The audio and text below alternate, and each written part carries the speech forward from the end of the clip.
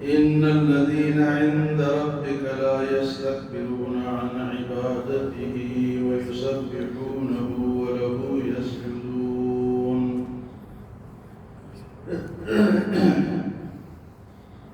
فرشتوں کی صفات. فرشتے مختلف ہیں. یہ آیت جو ہم نے پڑھی ہے سجدہ سب نے کرنا ہے. آیت سجدہ ہے. اس کے بعد 10 کے بعد سجدہ سب نے کرنا ہے. سجدے کی آیت جب تلاوت ہو جائے تو سجدہ واجب ہو جاتا ہے.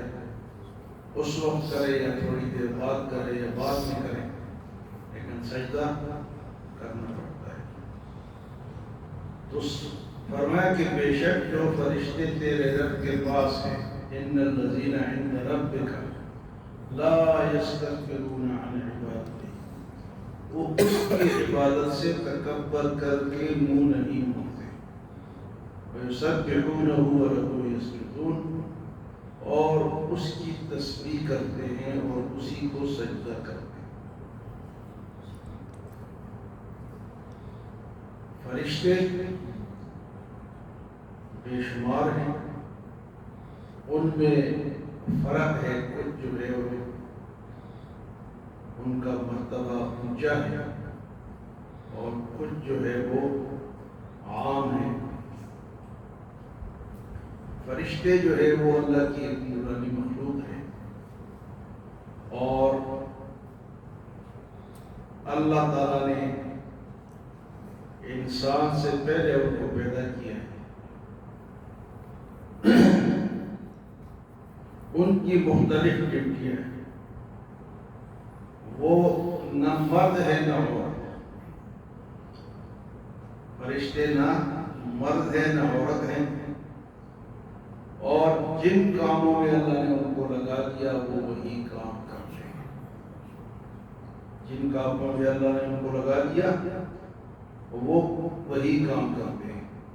ان میں 4 فرشتے جو ہیں وہ مقرر فرشتے کہلاتے ہیں. وہ 4 فرشتے جو حضرت جبرائیل علیہ السلام، حضرت میکائیل علیہ السلام، حضرت اسرافیل علیہ السلام اور حضرت عزرائیل علیہ السلام، یہ 4 بڑے فرشتے ہیں. یہ باقی فرشتوں سے افضل ہے.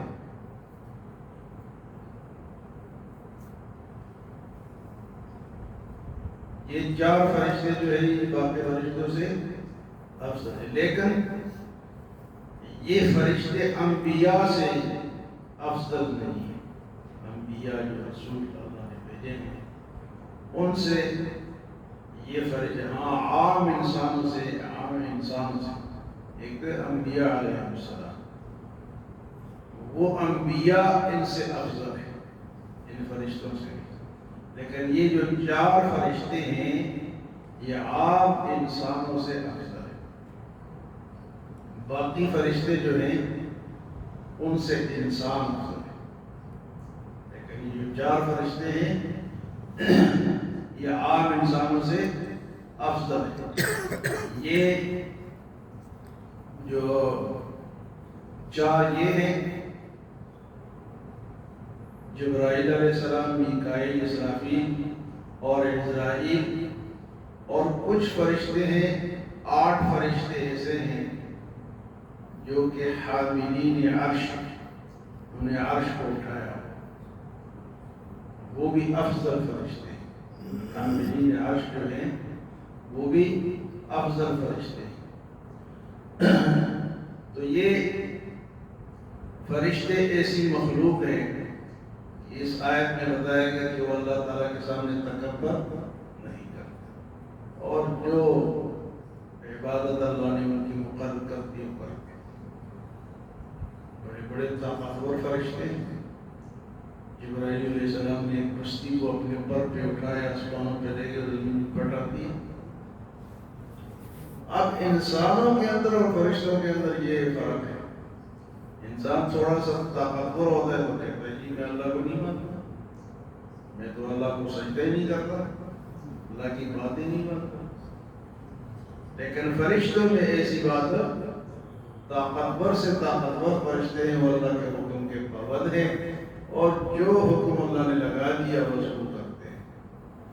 کچھ انسانوں کے حفاظت پہ لگے ہوئے ہیں، کچھ بارش پہ لگے ہیں، کچھ خوراک پہ لگے ہوئے ہیں، مختلف ڈیوٹیاں ہیں ان کی، لیکن انہوں نے کبھی اپنی ڈیوٹی سے انکار نہیں کیا۔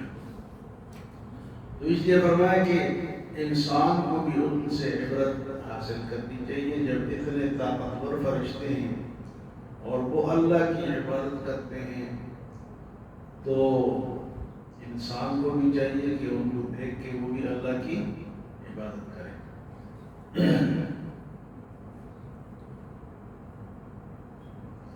قرآن میں آتے ہیں یا ایھا الذین آمنوا قوا انفسکم واہلیکم نارا وقودها الناس والحجارۃ علیہا ملائکۃ غلاظ شداد لا یعصون اللہ ما امرهم ویفعلون ما یؤمرون۔ اپنے آپ کو آگ سے اور اپنے گھر والوں کو آگ سے بچاؤ۔